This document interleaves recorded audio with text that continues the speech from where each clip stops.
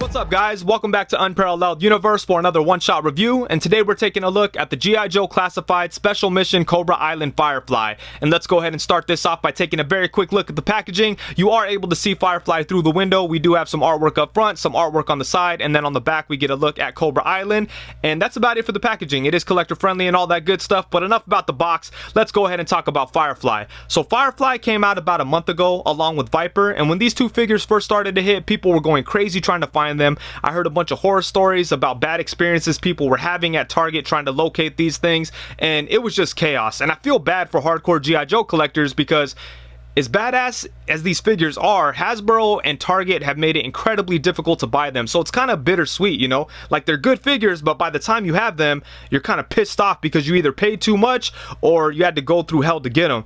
Fortunately, Firefly did start to pop up in Target stores. I noticed a lot of people on Instagram posting pictures of full pegs of Firefly figures. Even my local Target, which never gets anything new, did have Firefly. That's not where I got mine. I got mine from someone on Instagram, so shout out to Great Ideas Collectibles for hooking me up with this. I do appreciate it. But yeah, my local Target did have these, and it seemed like Firefly was kind of easy to get. The same could not be said for Viper because that was an army builder. That thing was going to be hard to get regardless. But I really wish that Hasbro and Target tried to meet the demand and put enough Vipers out there. Honestly, I don't really care too much about Viper. If I see him, I'll buy him. But I definitely wanted Firefly. A big reason why is because I thought he would look cool with these Fortnite Havoc figures. And I just wanted to put together like a little hit squad. I know that they don't match perfectly. They kind of have a more animated look. But I think if you put them all together like this, it's a cool little squad of killers, you know. And it might be dope to get a couple more of the Havoc figures and a couple more of the Firefly figures and just kind of expand on this little army and just kind of have soldiers to do different kind of things. But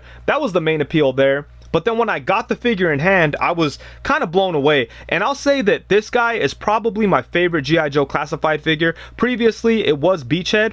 And Beachhead is a great figure, but I had to take the vest off in order to enjoy it. And even though Firefly does have a similar vest that hinders the articulation and everything, I think the look of it just works a little better. This kind of just makes me feel like he's some kind of like explosives expert. So that's why he has all this gear. And I don't know, I just like it exactly how it is. I haven't felt the need to remove the vest or anything. I think it just all works. But yeah, this is a really great figure. Speaking of Beachhead, it seems like this guy reuses a lot of parts from Beachhead. So, but you know, I guess it's okay. If it works, it works. So I'm fine with it. But I think this figure looks awesome, and he's got a lot of great stuff going on. One thing that really impressed me about this figure is that he's able to store all of his accessories on the actual figure. So he comes with this backpack, and this backpack can pretty much hold everything that he has. So let's go ahead and take a look at this first, because this was really cool. Once I put this all together, I was like, man, this is awesome. So you're able to port the gun on the side of the backpack with a little peg, which is nice. Then he's got like this little bundle of dynamite that plugs into the bottom of the backpack, but it's like a nice tight fit. But look at that. So you could set that there, so that's cool.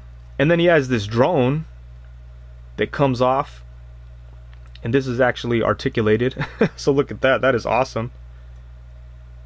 And you could just port that onto the backpack as well. And then another thing that I really loved is that I think this is like a remote for the drone, but the little remote comes out and it could be stored on the inside of the backpack. So that kind of stuff is awesome. I love that. And then the backpack plugs right into the back of the figure. I did put a little layer of glue on mine just so the peg was a little bit thicker, because that's one problem I noticed with a lot of the G.I. Joe Classified figures is that their backpacks don't really stay on them. You know, like you plug it in there and they just tend to fall out. So I just put a little bit of super glue on there just to thicken up the peg, and then I stick it in the back there, and then we're good to go. And then his final accessory are these goggles, and these could fit right on his head, obviously. And they can go over his eyes with no problem as well. So look at that. That is a really dope looking figure.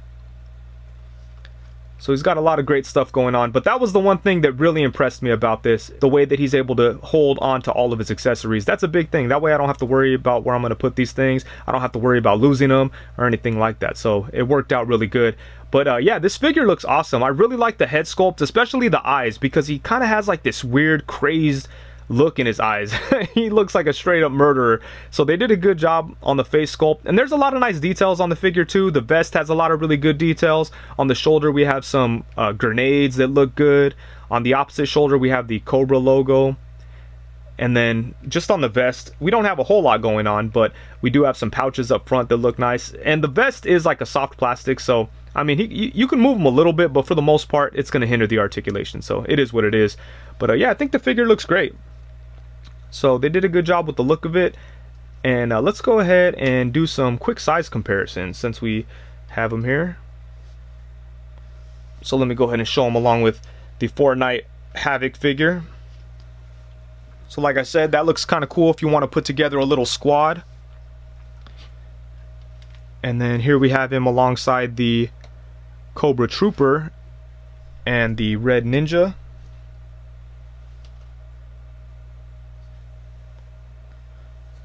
And then next up we have him alongside Cobra Commander and Destro. So they look pretty dope together, all the bad guys. Next up we have him alongside the Cobra Island Roadblock and the G.I. Joe Classified Duke.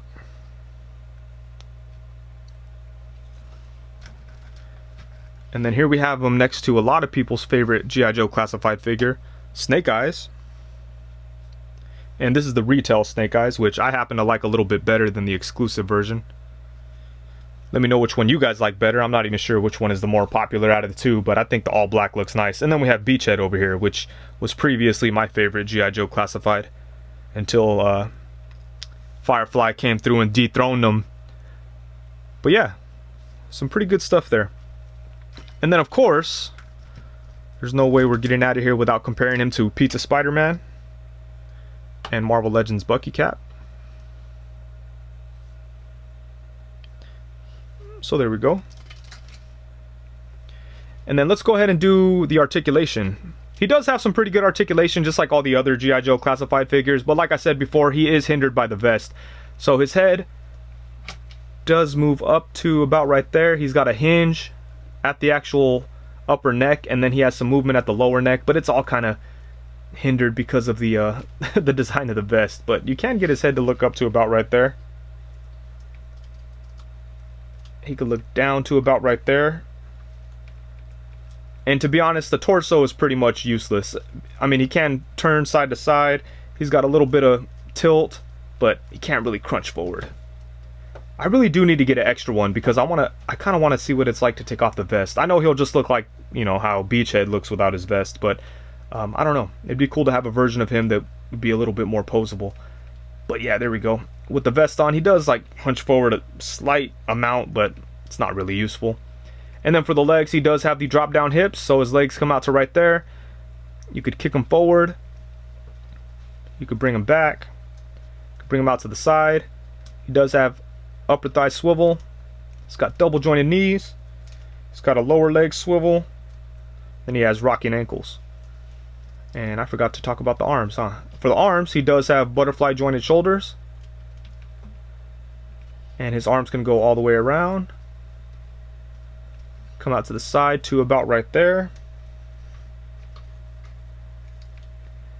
And then he has double jointed elbows, which get a pretty good bend. There we go. And then for the hands, we have a swivel, and then he has the vertical hinged hands. So yeah, you know, he's got good articulation, but it's obviously hindered by the vest. But that's to be expected. I mean, as soon as you see this figure, you know what it is already. You know that the vest is going to mess up the articulation, but it's all good. I'm having a little trouble. I don't know which way these goggles go. I kind of feel, no, that doesn't look right because the antenna would be facing down. It's got to be this way, right? I don't know, but I think this looks awesome. And before we get out of here, I just want to take a quick look at the backpack because they actually put some nice detail on the backpack. Like you could see that there's a wrench in there that's painted silver. He's got some other tools in there that have some nice paint detail. And the rest of the weapons don't really have a whole lot going on. Like the gun is just black, but it looks good. The dynamite is red and black, but again, it looks good. I think it would have been cool if they painted these wires a different color. That would have been nice. But aside from that, it looks good. The backpack looks way nicer than some previous backpacks. Like, it looks way better than Duke's, for example. Like, Duke's is just all green and doesn't look very good. But they put some love into this one, so I think they did a good job with this. And then the drone is cool, too. And I love how it's articulated. And I like having this on his back and then like just kind of lifting the drone up. I don't know, you could do some fun creative stuff with him and the drone.